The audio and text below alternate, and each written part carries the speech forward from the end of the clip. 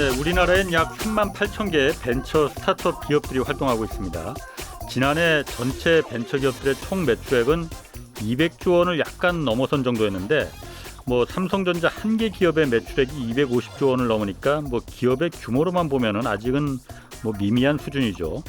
그런데 중소벤처기업부가 일자리 분담률을 분석해 보니까 벤처 기업들은 약 73만 명을 지금 고용하고 있고 삼성과 현대차, SK, LG 이 4대 재벌 그룹은 69만 명 정도를 고용하고 있었습니다. 매출 규모로는 비교가 안 되지만 고용 기여율이 4대 재벌 그룹보다도 많다는 것은 이 한국의 산업 구조가 혁신적으로 좀 변화되고 있다는 것을 말해주고 있습니다. 게다가 지난해 코로나로 대기업들이 신규 채용을 꺼릴 때도 이 벤처 기업들의 일자리는 약 8% 늘어났습니다. 우리의 산업 구조는 이제 선진국과 기업들을 쫓아가던 추격의 시대에서 혁신을 통한 추월의 시대를 맞고 있습니다. 혁신과 새로운 일자리가 계속 만들어지기 위해선 당연한 얘기지만 전통적인 재벌 대기업들과 벤처 기업들 간 이 공정한 경쟁이 보장돼야 합니다. 그리고 정부가 지금 들여다봐야 할 부분도 바로 이 점입니다. 네, 경제와 정의를 다잡는 홍반장, 저는 KBS 기자 홍사원입니다. 홍사원의 경제쇼 출발하겠습니다. 유튜브 오늘도 함께 갑시다.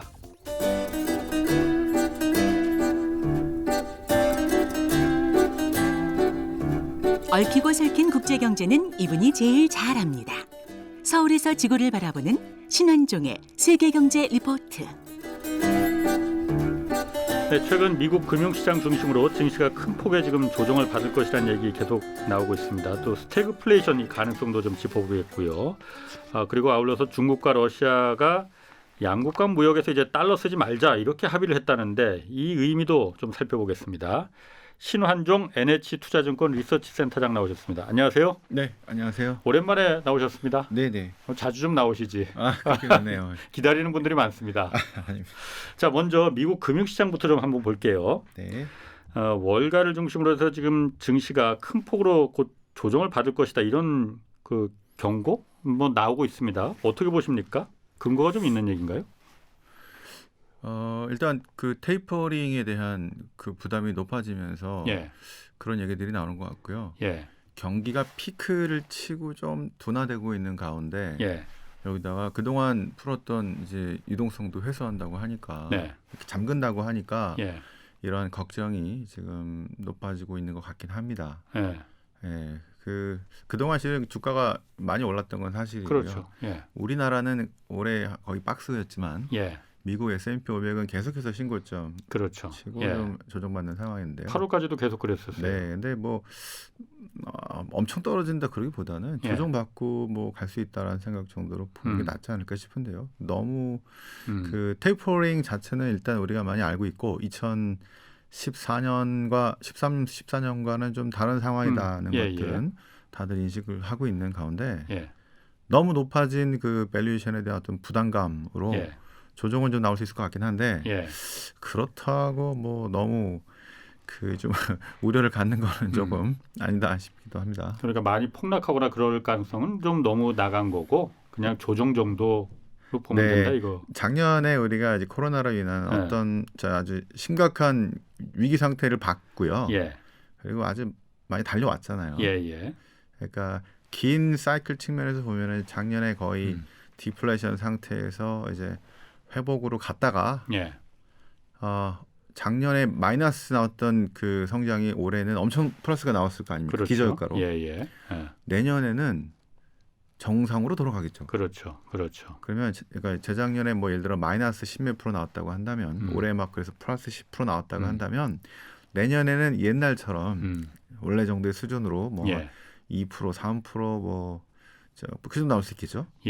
그럼 이제 정상인데 우리가 코로나 때문에 어려웠고 그다음에 엄청난 돈을 쏟았고 그래서 이제 비정상적인 상황을 한 2년 봤는데 2019년, 18년 보면은 거의 성장이 2%에서 2% 넘어갈까 미국도 거의 그 정도였거든요. 그렇죠. 그러면은 다시 중국 외에 다른 나라야 다시 옛날처럼 저성장 별로 좋지도 않은 것 같고 이 정도를 고민하다 보니까 우리가 너무 빨리 왔나? 지금 너무 비싼가? 이런 거에 대한 고민이 지금 쭉 이어지고 있다. 그래서 그렇군요. 자산 배분하실 때도 예. 저는 이제 우리나라 주식만 보더라도 지난 10년 동안 박스였다가 예. 작년에 올랐잖아요. 그렇죠. 예. 그러면 앞으로 어떻게 될까요? 이제 쭉쭉 뚫고 갈까요? 아니면은 지난 10년처럼 다시 예. 박스하다가 예. 어느 순간 또 갑자기 무슨 일이 생겨가지고 아. 흔들리면서 다시 박스 돌파하고 할까요? 어떤 쪽으로 보십니까? 그러니까 작년에 너무 많이 올랐는데 예. 그것 때문에 많은 분들이 기대감이 높아졌는데 그렇죠. 그전 10년을 보면 예. 그렇게까지 올라가기가 쉽지 않기 때문에 이제는 네. 이런 기대감, 너무 높은 기대감들을 좀 버리고 예. 제 생각에는 이제는 인덱스 자체가 이제 올라가기 어렵기 때문에 예. 개별 기업 똘똘한 거를 봐야 아하. 되는데 예. 개인들이 분석하기가 쉽지가 않습니다. 예. 예, 개별 기업에 대해서는. 그래서 믿을 만한 어떤 것들을 좀 찾거나 예. 아니면 뭐 ETF 같은 걸 하거나 예. 믿을 만한 그리고 본인이 잘하는 이런 섹터와 이런 기업에만 하시거나 그런 기대치들을 좀 낮춰서 그리고 이제 올해 말 내년 초에 금리가 저희 급등할 걸로 이제 봅니다. 예. 예. 그러면은 그전처럼 금리가 급등한다고요? 그러니까 네, 어디 금리가 미국 아니면 미국 급등할 예, 걸로 예. 봅니다. 그러면은 이제 그 채권도 예. 그동안 안 했거든요. 예. 그러면 이제 금리가 오르고 나면은 네. 이제 채권도 다시 해야 되는 예. 자, 이런 상황으로 자산 배분을 이제 본격적으로 이제 준비를 해야 될 때 이렇게 보고 있습니다. 지금 센터장님 그럼 미국의 금리가 아까 급등이라는 표현을 쓰셨단 말이에요. 네. 그러니까 오른다는 거는 누구나 지금 다 예견하고 있는 건데 네. 급등이라는 것과 오르는 거는 다른 거잖아요. 그렇죠. 급등이라는 게 어느 정도나 오르는 것? 그러니까 올 초에 우리가 예. 그 미국 금리가 거의 1.75% 10년짜리가 예. 거기까지 봤다가 네. 1.2까지 또 팍 내려왔다가 그렇지. 예. 자 지금 1.3을 헤매고 있는데 예. 저희들은 지난번 고점인 1.73% 1.75 정도까지는 올라간다. 좀 더 갈 수도 있겠고요. 예. 그래서 그게 급등이거든요. 그냥 40bp, 30-40bp 확 올라가는 것들이. 예. 그런 상황 때문에 채권 투자를 지금 못 하고 있는 거고요. 예. 채권은 비중 축소 내지는 지금 할 때가 아니다 이런 얘기를 하는데 예. 이제 미국채 10년 금리가 이제 한 1점 후반대로 올라가고 그러면은 회사채 금리도 뭐 한 3%, 4%, 하이힐드 한 5%, 6% 나오면은요. 예. 아까 주식 투자에서 이게 올라간다는 보장 별로 없고 뭐 재미도 별로 없고 그러잖아요. 예. 그러면 지난 10년 동안 하신 걸 보세요. 중위험, 중수익 이런 거를 많이 찾아서 그냥 5%, 그냥 4% 안정적인 이런 것들을 찾아서 많이 분산 투자를 하셨거든요. 예. 다시 이걸로 머니 무브도 일어날 수 있을 것 같고요. 예. 그런 변화가 금리가 올라가게 되면서 생기는 여러 가지 변화가 이제 내년을 준비를 하셔야 된다. 그래서 오늘 주로 말씀드릴 것들이 이제 추석 이후에 뭐가 어떻게 변하고 뭐 요거보다는 예. 저희들 이제 투자하시는 잘하시는 분들을 이렇게 지켜보면요. 한 6개월 뒤에 어떤 상황이 될 거냐. 예. 그러니까 지금 9월이니까 내년 이제 벌써 내년을 얘기해야 됩니다. 그렇죠. 올해 말 내년 초에 어떤 상황이 될 거냐. 예. 뭐 그런 것들을 가지고 지금 투자 포트폴리오를 짜야지 그때 돈을 벌 수 있다는 거죠. 알겠습니다. 네. 오늘 좀 그 얘기 좀 하겠습니다. 그럼 먼저 내년 얘기 전에 먼저 지금 상황을 먼저 잠깐 좀 보면 미국이 8월에도 그러니까 소비자 물가가 일단 많이 올랐잖아요. 네네. 뭐 예상보다는 조금 적게 올랐, 뭐 0.1% 포인트 좀 작게 올랐다고는 하지만은 5.3% 올랐어요. 네. 너무 계속 많이 오르는 거 아닙니까? 이거? 그래도 저희가 이제 그 전에 5.4 예. 좀 내려갔죠. 예. 그래서 이제 피크가 아닐까. 예. 그거가 되게 중요한 신호였고요. 예. 저희처럼 이제 그 분석하는 사람들이 실은 두 가지를 보는데요. 예. 아니, 실은 한 가지만 봅니다. 예. 작년 대비 또는 전월 대비. 그래서 이번 달, 다음 달 이렇게 짧게. 예. 그래서 제가 한번 지난번에 인플레이션 그 일시적 그렇죠. 그런 얘기를 예. 하는 애널리스트 분석 또 무슨 연구소 분석은 이렇게 단기적인 인플레이션을 분석하는데 고점 치고 좀 내려갈 것 같다 뭐 이렇게 되면은 좋은 뉴스 이렇게 나오는데 아마 일반 분들이나 이제 구루 이런 분들은 향후 2, 3년에 이런 높은 금리가 계속될 것이다. 그 전에 못 봤던 잘못하면은 더 큰 거 나온다. 스태그플레이션 나온다. 뭐 이런 얘기들을 하는 거라서 이게 그 어떤 지점이 달라는 거였거든요. 네. 그래서 일단은 저희 연준이 이제 일시적이다 또는 이제 우리 분석하는 사람들이 이제 인플레가 이제 좀 정점치고 둔화될 것이다 이런 얘기들에서는 좋은 뉴스 나왔는데 예. 주가도 좀 별로였고 예. 그다음에 그 우려감은 가시지 않았었는데 예. 말씀하신 대로 수준이 너무 높다. 팍 내려가려면 팍 내려와야지. 예.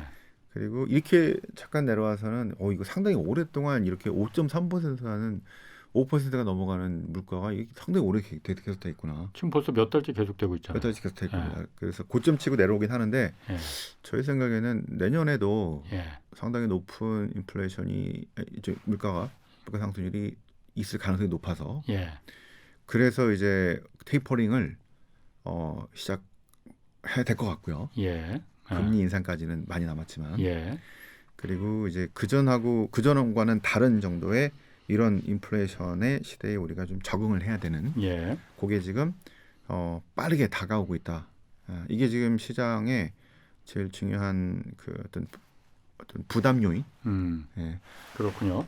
지금 그 물가가 계속 이렇게 예상보다는 좀 이 피크를 지금 찍었다고 하긴 하지만은 계속 이렇게 네. 높게 올라가니까 네. 테이퍼링을 해야 되겠다는 그 부담감도 이제 미국 중앙은행 같은 데서 느끼겠다는 이유는 그러니까 테이퍼링이라는 게 돈을 푸는 걸 좀 유동성 공급을 좀 줄이면은 네. 물가가 좀 진정되지 않겠느냐 그 의미로 말씀하시는 거죠? 그렇죠. 이제 실제는 금리를 올려야지 이거를 많이 확실히 좀 잡을 수 통제할 수 예. 있는데 그러기에는 지금 경제 상태가 뭐 엄청나게 좋은 건지 애매하기도 하고 예. 하기 때문에 미국의 금리 인상은 지금 아무리 빨라도 2023년 또는 뭐 2024년 얘기하는 사람도 있고 예. 그래서 그 첫 번째 단계로 테이퍼링이라는 이제 수도꼭지를 잠그는 거를 먼저 예. 빠르면 올해 11월, 12월 뭐 어쨌든 내년에는 할 것 같고요. 그걸 먼저 하고 지난 2014년에도 그랬 했던 것처럼 그리고 나서 계속해서 좀 부담이 된다 그러면 그때는 이제 경제도 정상화되고 그럼 그때 이제 금리를 올려서 컨트롤 하려고 하겠죠. 알겠습니다. 그러면은 지금 제가 좀 궁금한 게 그거거든요. 아까 좀 잠깐 스태그플레이션도 얘기하셨지만은 지금 물가가 계속 오르더라도 이게 성장이 좀 경제 성장률이 좀 뒷받침이 돼주면은 그렇게 걱정이 안 될 것 같거든요. 그러니까 뭐 어느 정도 인플레이션은 오히려 지금 같은 상황이 더 도움이 왜냐하면 여태까지 너무나 그 물가가 안 오르는 디플레에 우리가 시달렸기 때문에 전 세계가 네. 뭐 오히려 기대하는 분들도 있어요. 좀 인플레를. 그런데 지금 성장이 지금 예상보다 처음에는 뭐 불붙을 거라고 했는데 오히려 지금 성장이 그렇게 예상했던 것처럼 되지 않을 거다. 미국도 지금 성장률 전망치를 계속 낮추고 있잖아요. 네. 물가는 오르는데 성장도 떨어진다 하면은 그게 바로 스태그플레이션 아닙니까? 그야말로 최악 아닙니까? 그건. 그 미니 스태그플레이션이죠. 미니. 예. 옛날에 70년대는 성장은 완전히 바닥을 치고 물가가 막 10%, 20%, 10%가 넘어가는 뭐 이런 그 대표적인 스태그플레이션이었는데 그때는 오일 쇼크가 있어서 그랬었던 오일 쇼크도 거죠? 있었고 여러 가지 뭐 모든 문제가 실은 거기 겹쳐 있었는데요. 이번 거는 일단 물가가 그래도 5% 정도 아직 연 단위로는 아니겠고요. 그다음에 그 뭐 성장이 약간 둔화되는 정도이기 때문에 그 이 정도라고 한다면은 뭐랄까 이렇게 어떤 심각한 그 예전과 같은 스태그플레이션을 얘기하기는 어려웠고요. 다만 이제 우리가 골디락스 같은 뜨뜻하지도 않고 뭐 약간 미지근하면서 경기가 좀 회복이 잘 되는 이런 걸 기대했다가 어이구 이게 성장이 좀 둔화되면서 물가만 오르네. 자 그렇게 되면은 이제 실질 성장률이죠. 막 예를 들어서 그냥 6% 올랐는데 여기서 인플레가 너무 높으면은 실질 성장은 떨어지는 것들이잖아요. 그래서 이렇게 그 예상보다 상황이 그렇게 좋지가 않은가 보다, 넉넉하지 않은가 보다. 그리고 기업의 주가는 특히 테크 기업들의 주가는 미래에 대한 어떤 수익을 이제 현금화 하는 건데. 자, 그래서 이렇게 봤을 때 이런 상황들은 이 주가에 좋지가 못하죠. 그래서 그런 것들이 지금 반영은 돼 있는데 델타 바이러스 문제도 있고 공급이 병목 현상이 생긴 문제도 있고 뭐 여러 가지 문제들이 있는데 이게 과연 접종이 다 이제 많이 진정이 되고 델타 바이러스 어느 정도 안정이 되고 하는 올해 연말 내년 초까지도 계속 이럴 거냐 아니면은 그때 가서는 진짜 우리가 기대했던 폭발적인 성장이 다시 나와가지고 좋아질 거냐인데 저희들 생각에는 이게 올해 말 내년 초 된다 하더라도 예. 그렇게까지 성장이 그 좋은 모습을 보이기는 쉽지 않을 것 같은데 왜냐하면 바로 코로나 직전에도 예. 우리가 저성장을 걱정했고 예. 이게 상당히 둔화되는 그런 그 사이클 후반의 모습들 때문에 부담을 많이 느꼈었던 상황이란 말이에요. 예. 그런데 코로나로 인해서 돈 썼다고 해서 이렇게 왔는데 이거 서서히 다시 빼고 한다면은 원래 모습으로 간다면은 원래 모습 자체가 그렇게 견조하지 못했었는데 그리고 그래서 향후 성장에 대해서는 예. 저는 좀 너무 낙관적인 이런 것들이 이제 조금 정상화되는 과정 정도가 아닐까. 그동안 너무 낙관했었다는 거죠, 그러면은. 돈 풀어서 그거에 대한 기대도 많이 했었고. 근데 그러면은 지금 그 센터장님은 아까 미니 스태그플레이션이라는 얘기를 하셨어요. 미니라고 하니까는 약간 그렇게 위험하진 않은 거 아닌가? 그런 뉘앙스가 좀 일단 들어와요. 네. 근데 예상했던 그 미니가 아니고 진짜 오리지널 스태그플레이션이 올 가능성은 그러면은 그 전혀 배제하시는 겁니까? 그럴 가능성은 없는 거예요. 그 가능성은 이제 높지 않다고 보는데요. 왜냐하면 저희가 이제 인플레이션 그게 이제 사람들이 작년하고 이제 올해부터 인플레이션에 대한 그 거대한 두려움은 실은 스태그플레이션이었거든요. 그래서 저희가 70년대에 그 스태그플레이션이 다시 반복되는 건 아닌가라는 두려움이 실은 깔려 있던 거예요. 이게 지금 구루들이 가끔 얘기하고 하는 겁니다. 근데 어르신들이 걱정하시는 자, 그런 것들인데요. 그래서 70년대에 그 스태그플레이션이 어떤 상황에서 나왔는지 미국에 그리고 있었던 전 세계로 퍼졌던 그거를 이제 분석을 많이 하는데 그래서 그 뒤에 80년대에 있었던 40년 동안은 금리가 쭉 빠지고 물가도 계속 둔화되는 이런 상황을 40년 동안 와서 좋았는데 이제 다시 올라갈 거냐 해서 70년대 정확히 따지면 65년부터 1980년까지가 그 거의 스태그의 상황이었고 그 그레이트 인플레이션의 시대라고 우리 얘기를 하는데요. 그 배경 첫 번째는 그 이후에 연준이 분석을 한 겁니다. 가장 중요한 이유는 오일 쇼크도 이런 것도 아니었고요. 제일 중요한 이유는 정책 실패였다는 거예요. 정책? 어떤 정책이 있었죠 그때? 예전에 한번 말씀드렸는데 국가가 정부가 뭐든지 할 수 있다. 심지어 완전 고용까지도 할 수 있겠고 큰 문제가 없이 우리가 완전 고용이면 실은 모두가 해피한 상황이잖아요. 그렇죠?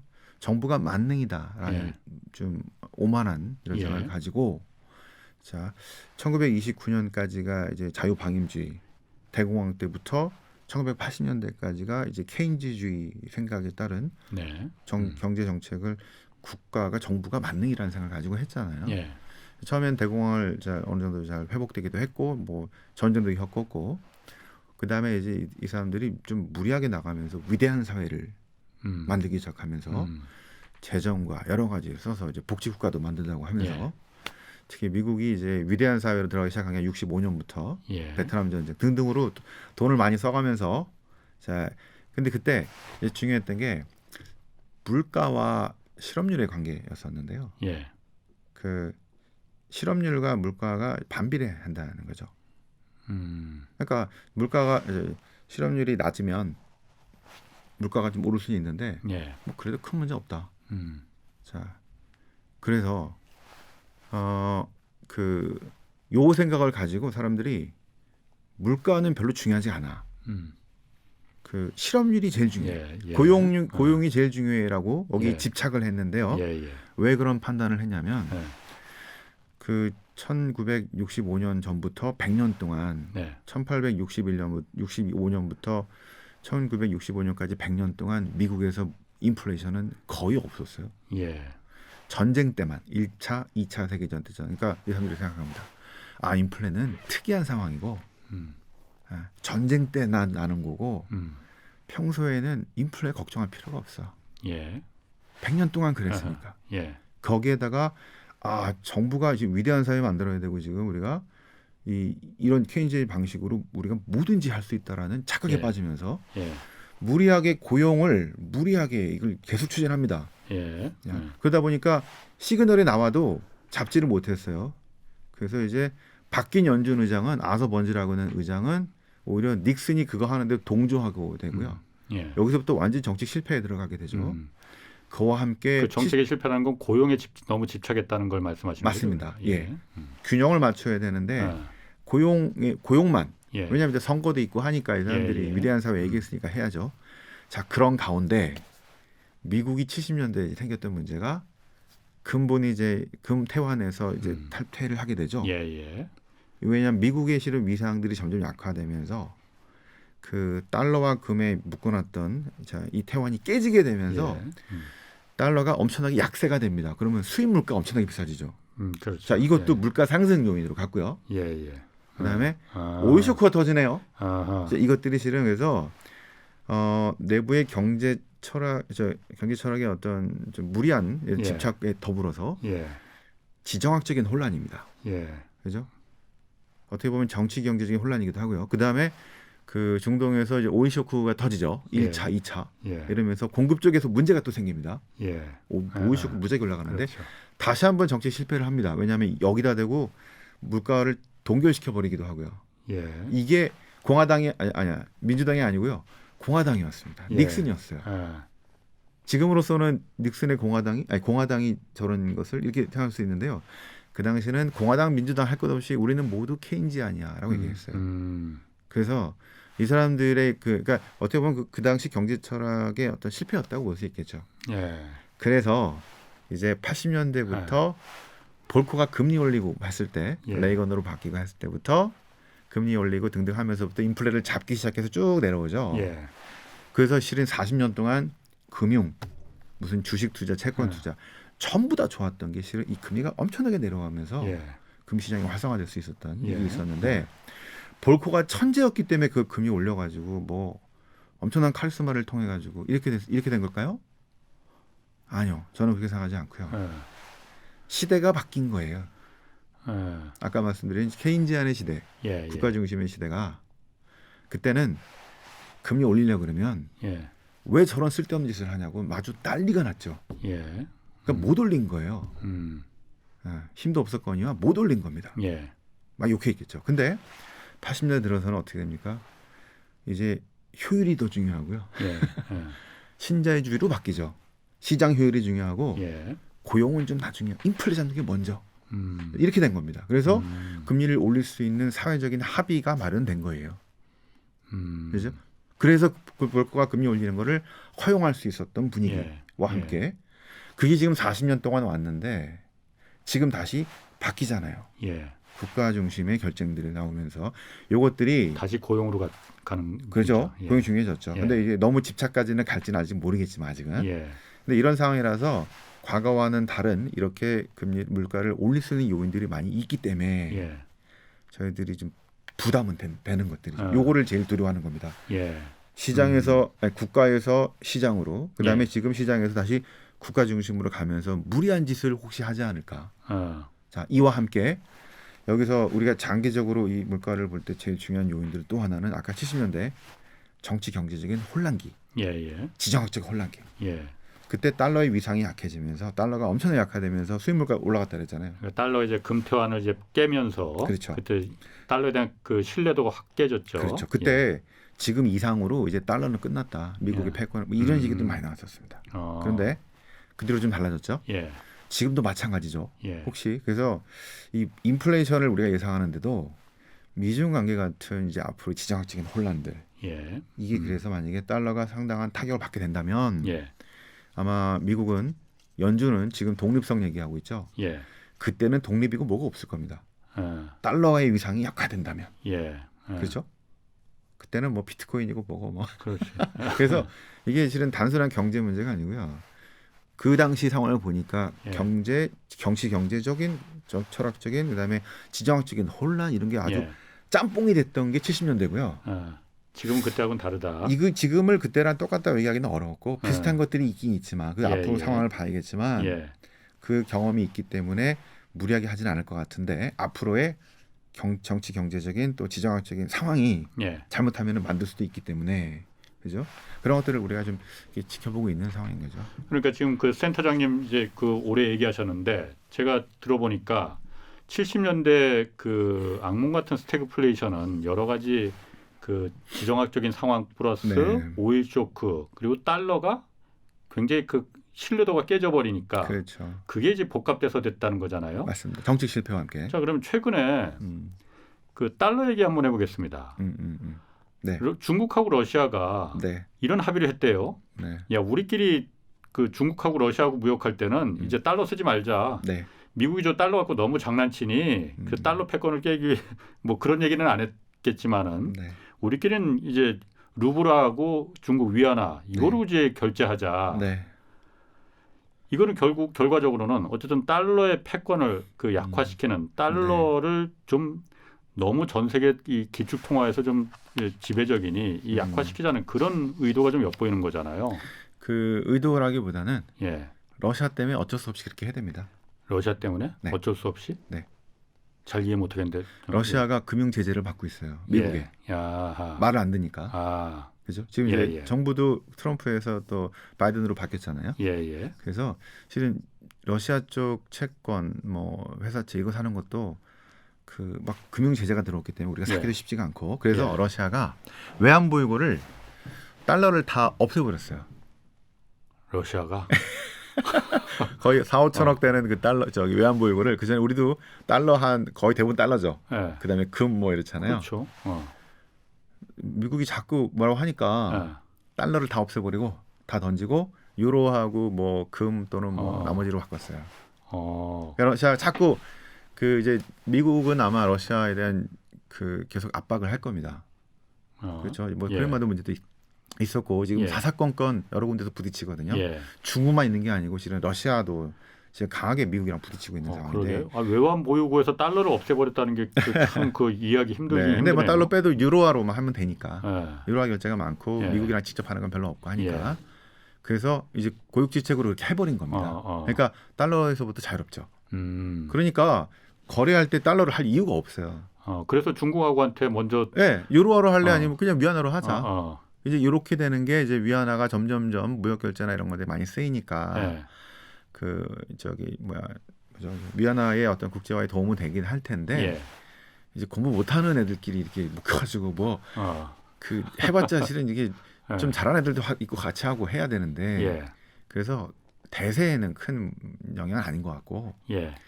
그러니까 이런 겁니다. 중국으로서는 지금 전 세계적 왕따가 되고 있거든요. 예. 그런데 자기처럼 왕따 되는 나라가 지금 러시아, 예. 그다음에 이란도 있고요, 베네수엘라도 있는데요. 예. 이란은 지금 미국이랑 손 잡을까 말까 하고 있는 예. 이란 핵 협상이 지금 되게 중요해진 상황이라서 예. 거긴 좀 그렇고 뭐 베네수엘라 뭐 예. 이런 나라들하고 같이 뭘 하려고 그쪽은 뭐 위안화를 저기 예. 뭐죠 CBDC 무슨 통화를 무슨 법정 통화로 뭐 얘기도 있고 뭐 그죠? 예. 이런 식으로 지금 미국이랑 척을 지은 나라들끼리 묶인 거라서 예. 그렇게 큰 중요한 이슈는 아닌 것 같고. 그래요? 네. 네. 아니 그런데 지금 아까 말씀하신 미국이 지금 러시아를 그 금융 제재를 하고 있기 때문에 러시아로서는 어차피 선택할 수 있을 만한 여지가 별로 없었다. 그렇기 때문에 중국하고 이렇게 자꾸 달러를 그 쓰지 않는 동료들을 지금 포섭 일종의 그 포섭하는 과정이라고 하셨잖아요. 네. 미국이 중국과 지금 어쨌든 패권 전쟁을 그 기술 쪽에서 뭐 여러 가지로 벌이고 있는데 나중에 중국에서도 좀 걱정스러울 것 같아요. 나중에 미국이 중국에 대해서 네. 금융 제재를 한다면은 당할 수밖에 없는 거 아니냐라는 그 우려. 그래서 달러의 영향권에서 자꾸 벗어나기 위한 그 노력을 어떻게든 할 것 같다는 생각이 들거든요. 네, 뭐 지금 당장은 아니겠지만 예. 그런 생각도 중국이 충분히 하죠. 그래서 결제 시스템도 예. 그 이제 별도의 그런 예. 결제 시스템을 마련해뒀죠. 러시아하고 예. 뭐 준비하는 것도 있고 예. 그런 식으로 지금 중국은 아마 대외적으로 그 상당히 위기 의식을 느끼면서 예. 대외 대내적으로 둘 다 예. 위기 의식을 느끼면서 아주 장기간의 준비를 예. 아주 찬찬히 탄탄하게 하고 있는 것이 아닌가 예. 이렇게 보고 있습니다. 그런 것들을 향후에 없을 거라고 이렇게 믿기는 어렵죠. 그 상황이 어려우니까 아마 천천히 계속해서 준비를 하고 있을 거라고 봅니다.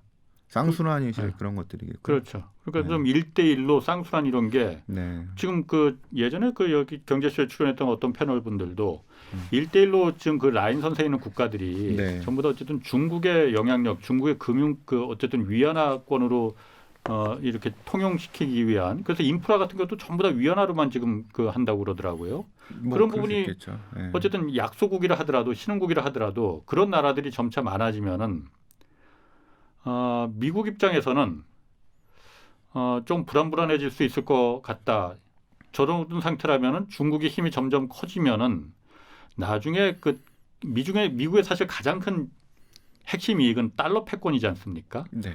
그 부분에 대해서 중국이 야금야금 먹고 들어오는 거 아닌가? 근데 거의 무역 결제이기 때문에 예, 무역 결제하고 이제 금융 결제가 훨씬 더 크고 예, 그게 중요한데 무역 결제는 뭐 중국이 팔고 위안화로 받겠다는데 뭐라 할 수도 없죠. 예, 예. 그런데 금융 결제에서는 위안화가 차지하는 비중이 지금 너무 포지션이 작기 때문에 예, 무역 결제보다 금융이 훨씬 더 크고요. 예, 그런 상황에서는 뭐 위협이 된다라고 보기는 어려울 것 같고요. 인프라 예. 그 1대1로 있는 그 작은 국가들을 묶는다 하더라도 해봤자 네, 그렇게 그 문제는 그렇게 커 보이진 않는다. 그렇군요. 금융 결제는 그러면 왜 그렇게 위안화의 영향이 무역 결제는 하더라도 금융 결제는 왜 이렇게 위안화가 그래도 그 작은 건가요? 신뢰의 문제겠죠. 신뢰. 네, 그 기축 통화라고 불리는 이제 미국과 유로화 또는 예. 엔화 등등이 한 수십 년 거의 뭐 전후에 한 50, 60년 이렇게 상당히 신뢰를 갖고 있는 반면에 예.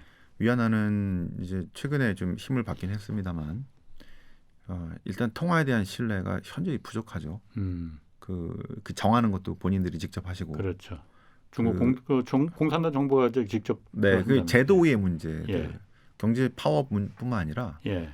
지금 이제 파생되고 있는 중국의 거의 모든 문제들이 제도의 문제들이죠. 예. 그러니까 외부 투자 입장에서는 신뢰하기가 현저히 그 신뢰성이 떨어지는. 그래서 투자하기가 어려운 주식이든 채권이든 대체든 간에. 예. 그죠? 그 문제가 있기 때문에 통화로서 금융 통화에서 거래에서 그 이제 중요한 위치를 뭐 아주 엄청나게 차지하고 있기는 아주 오랜 시간이 많은 변화가 필요하지 않을까 생각합니다. 그렇군요. 그럼 위안화가 이 기축 통화로 편입될 가능성 이런 부분에 대해서는 그 가능성은 어떻게 보십니까, 선생님? 저는 정치 제도나 이런 시스템이 좀 바뀌고 한 수십 년 후에, 예. 수십 년 후에나 예. 가능한 일일 것 같고, 그다음에 지금처럼 미국이 이제 향후 10년에 중국을 엄청나게 압박을 할 이런 동맹과 함께 더불어서 압박을 하게 될 이런 구조라고 한다면 향후 10년은 어렵지 않을까 생각합니다. 그렇군요. 그러면 제가 이것도 한번 좀 물어볼게요. 어쨌든 지금 전 세계 모든 무역이든 금융이든 그 결제가 다 달러를 기반으로 해서 하고 이루어지고 있지 않습니까? 네. 뭐 그게 가장 미국의 힘의 원천이고 만약에 가정에서 네. 이 달러의 패권이 만약 흔들린다. 면은 네. 어떤 일이 벌어지게 됩니까? 달러의 위상이 예. 약화되는 모습이 이제 그 아까 70년대에 있었고요. 예. 그러면은 어쨌든 70년대에는 그래서 네. 달러 위상이 약해질 때 금태한고를 끌을 때 석유를 갖다가 결제를 달러로만 하게끔 해서 그걸 다시 벗어난 거잖아요. 네, 그것도 있고 뭐 여러 가지 노력을 했습니다. 아하. 그것만 있는 게 아니고요. 예. 그래서 금리를 올린 것도 있고요. 예. 그래서 그 달러의 가치를 보존해야 된다는 게 예. 70년 후반에 아주 강했던 예. 재무장관이나 이런 사람들이 되게 노력해서 그 중에 일환이 이제 그 석유를 달러로 결제하기로 한 그런 결정이었고요. 예. 사우디아라비아하고 같이. 네, 예. 하여튼 여러 가지로 노력을 했다고 볼 수 있습니다. 아마 달러의 그 이제 위상의 약화는 진짜 미국의 그 헤게모니의 위상 약화와 같이 간다고 볼 수밖에 없을 것 같아서 향후 10년은 그렇게 가능하지는 않을 것 같은데 아니 만약에 잘못된다면 한 10년, 20년 후에는 미국이 계속 오판을 하고 자꾸 쓸데없는 짓 하고 또 뭐 이상한 사람 막 튀어나오고 이러면은 가능은 할 것 같은데 그러면 이제 여러 가지가 있겠죠. 그 우리가 생각하는 전반적인 국제 질서가 이제 지금은 이제 미국 중심의 이제 이런 국제 질서였는데 예. 다극으로 미국 사이즈로 몇 개가 튀어나오는 거가 될 수 있겠고요. 예. 미국, 중국, 뭐 유럽 이런 식으로. 예, 예. 자, 뭐 그렇게 되면은 진짜 이제 그 환율 시장부터 해서 그 시장 엄청난 혼란이 될 가능성이 높겠고요. 예. 그렇죠. 환 가치 엄청난 변화가 생기니까. 그렇죠. 지금은 달러를 기준으로 해서 다 네. 보고 있는데. 네.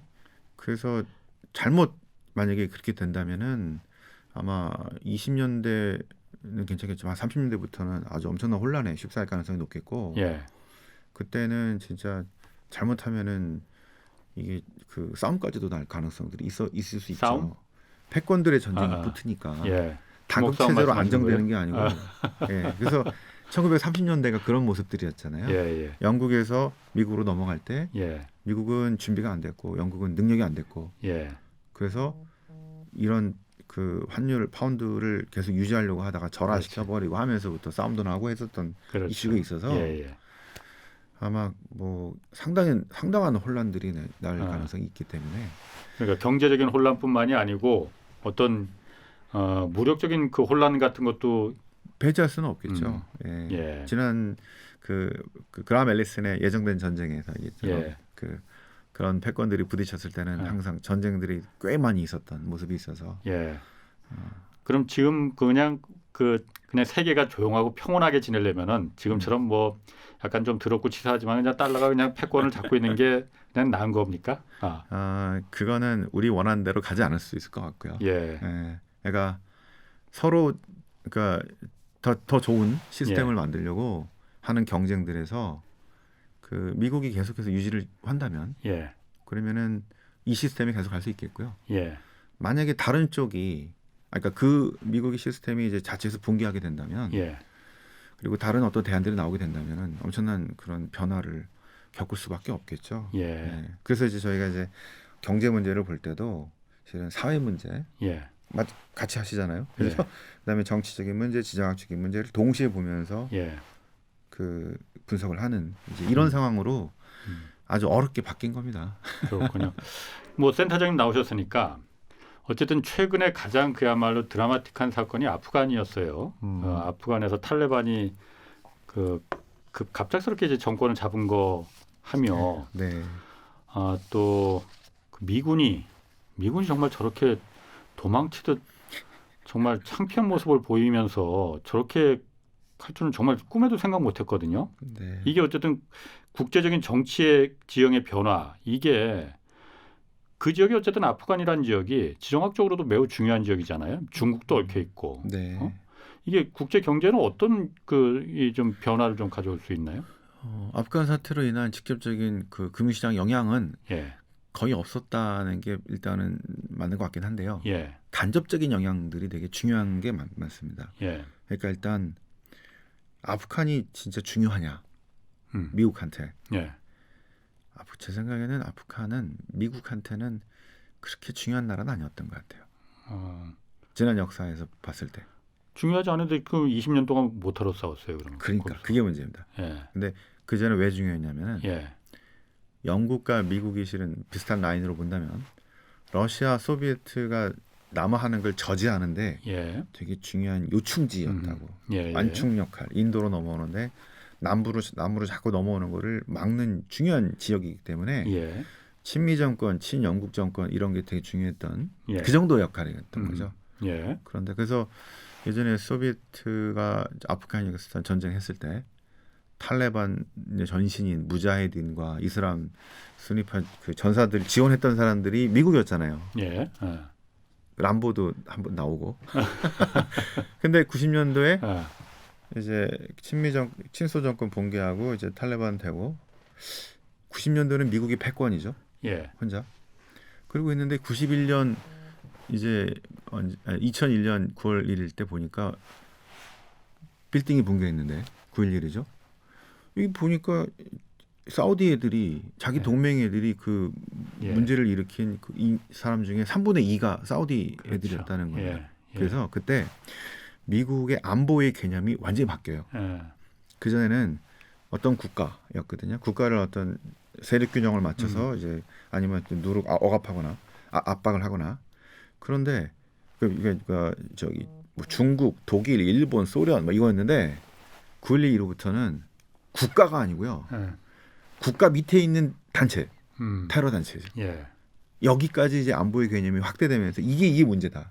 예. 아프가니스탄 그래서 2001년, 2년에 그 두 가지 전쟁을 했는데 첫 번째 아프가니스탄, 두 번째가 이라크죠. 예.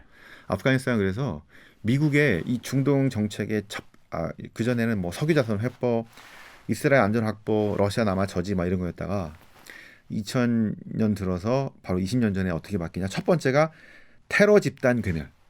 예. 국가 뭐 이게 아니고 테러 집단에 대한 괴멸. 예. 아프가니스탄은 그걸로 들어간 거예요. 두 번째 대량 파괴 무기 확산 저지를 이제 이라크. 그렇죠. 핵 예. 있다고 예. 생화학 예. 있다고 뻥쳐가지고 예. 들어간 겁니다. 예. 그런데 예. 실제 저기 아프가니스탄은 화나서 들어간 거고요. 예. 열받아 들어간 거고. 예. 이라크는 그 대량 파괴 무기가 확산 그거는 럼스펠드가 좀 오판을 했거나 아니면 이상 표면적인 핑계였고 핑계였고 실제는 석유 자산 확보였는데요. 예.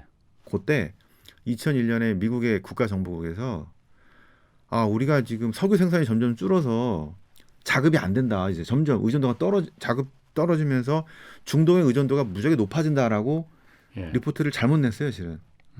앞으로 중동에 사활적인 이익이 달려 있는데 저 후세인 저거 가만 놔두면 안 된다. 예. 그래 들어간 거거든요. 예. 그런데 오판이었죠. 어. 지금 쉐일이 넘쳐나가지고 예. 오히려 자급도가 높아졌어요. 예. 그래서 중동의 지역적인 중요성이 가치가 떨어져 버리니까 여기 오래 있고 싶지 않은 겁니다. 그 앞에 테러 집단 괴멸이라는 아프가니스탄은 그걸로 들어갔는데 예. 그 뒤에 만들어놓고 나오려고 했는데 20년 동안 무겨가지고 못 나왔는데 예. 계속 나오고 싶어 했거든요. 예. 트럼프도 그랬고 오바마도 그랬고 그거를 예. 바이든이 확 이제 나겠다고 했는데 그 나오는 과정이 보통 그 미국은 우아하게 나와야 되거든요.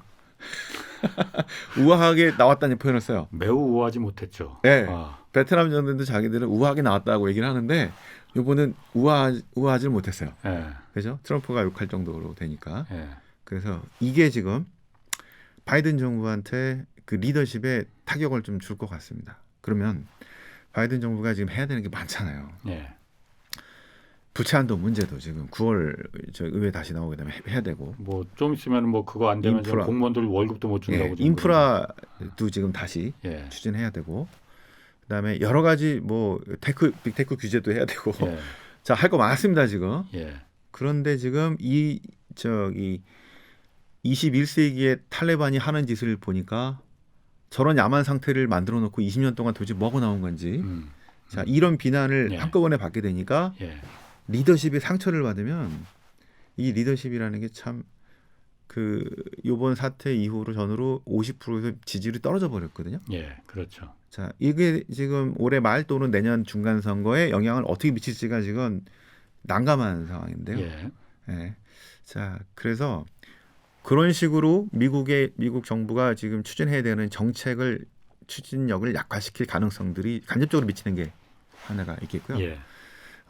아프가니스탄에서 빨리 나와서 제일 하고 싶었던 거는 이제 중국 견제입니다.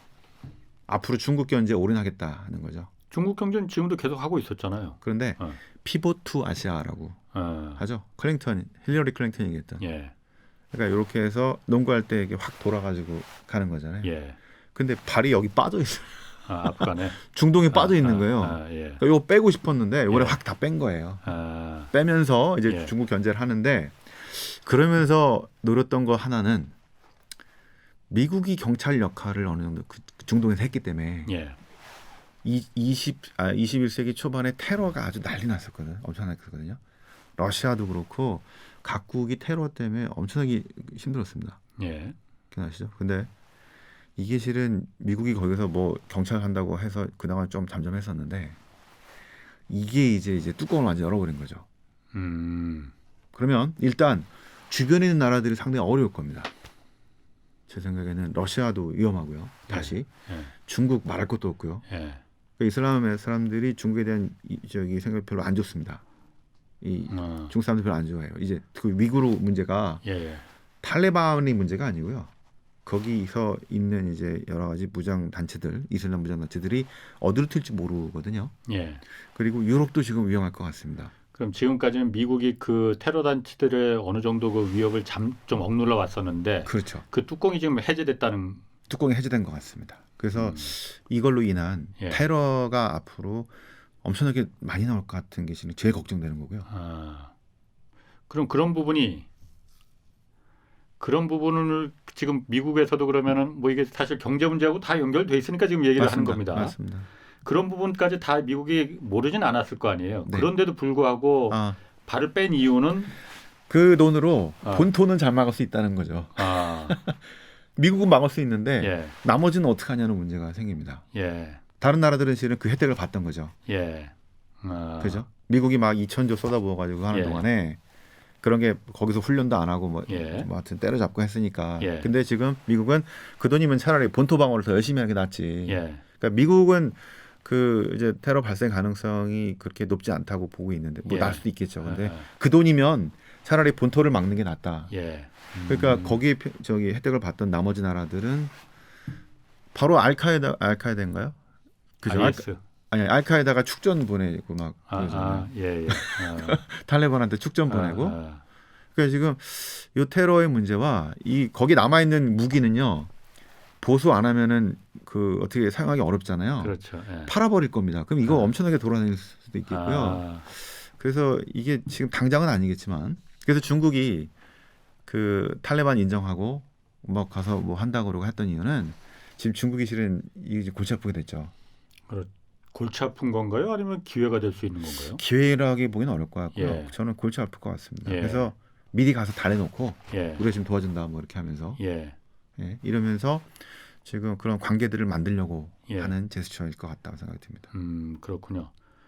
그 리더십, 그 미국의 그 리더십이 타격받은 거, 제가 아까 지금 이제 언뜻 드는 생각이, 네. 아까 중국하고 러시아가 이제 달러 쓰지 말자 이제 그렇게 서로 합의하고 뭐 그런 것도 이런 아프간에서 너무 갖다 붙이는 건가? 이거는 미국에서 그냥 그렇게 그 미국이 막 그런 그 망신을 당하면서 간 걸 보면서 이런 합의까지도 나온 거 그럴 수 있지 않을까? 그런 생각 좀 들거든요. 그거는 너무 다른 측면인 것 같고요. 아까 말한 러시아 쪽의 예. 요구가 더 컸을 것 같습니다. 그렇군요. 예. 알겠습니다. 그 마지막으로 뭐 간단하게 추석 연휴 이후에 하반기 지금 여러 가지 변수가 있습니다. 코로나 확산도 지금 뭐 만만치 않고요. 하반기 국내외 증시 이 전망 사람들 관심이 많거든요. 어떻게 전망하십니까? 일단 지금 뭐 추석 끝나고 나서의 뭐 상황들 요거를 보는 단기 투자보다는 제 생각에는 올해 연말과 이제 내년 초 그러니까 한 6개월이나 이제 1년을 보고 하는 투자를 준비를 하시는 게 맞을 것 같다는 생각이 들고요. 6개월이나 1년 정도 장기 투자를 그렇죠. 그러니까 6개월하고 1년 뒤에 어떤 상황이 될 거냐. 자 이제 코로나로 지금 지금 바이러스 델타 바이러스 델타 이후에 또 뭐냐 또 나오냐 또 뭐 그보다는 백신 접종이 이제 70, 80% 되면서 또는 이제 유럽처럼 위드 코로나 이런 식으로 되면서 서서히 조금씩 정상화되는 이런 생각을 하는 게 좋겠죠. 낫겠죠. 그걸 다 기대하고 있는데. 그렇죠. 그러면은 그랬을 때 혜택을 볼 수 있는 이제 섹터. 주식으로 치면 뭐 항공도 그렇고 여행도 그러니까 그런 것들이 지금 움직이고 있는 것들인데 좀 더 나아질 수 있겠죠. 하지만 속도는 높지 않을 거라고 보고 있는 거죠. 자, 그래서 한 6개월 뒤, 1년 뒤의 상황들을 예상해서 이게 그렇게 가니까 지금 내가 계속 언택할 건지 아니면은 좀 더 회복이 되는 상황에서 좀 더 좋은 이런 쪽으로 할 건지를 이제 구분해서 투자하시면 될 것 같고요. 그리고 금리 아까 말씀드린 금리가 저희는 4분기에 이제 테이퍼링과 함께 또는 이제 경제 어떤 회복과 함께 오를 거라고 보니까 그동안 1%짜리 뭐 이거 보다가 이제는 조금씩 금리 높아진 금리 주는데 꽤 막 생기고 있거든요. 여기서 좀 더 높아지면 다시 이제 채권이나 이런 쪽으로 물론 기대 수익률은 높지 않지만 넣어야 됩니다. 이제. 알겠습니다. 네. 예, 오늘 말씀 감사합니다. 지금까지 신환종 NH투자증권 센터장 함께했습니다. 고맙습니다. 네. 네, 오늘 여기까지 하겠고요. 저는 내일 다시 찾아뵙겠습니다. 지금까지 경제와 정의를 다잡는 홍반장 홍사훈의 경제쇼였습니다.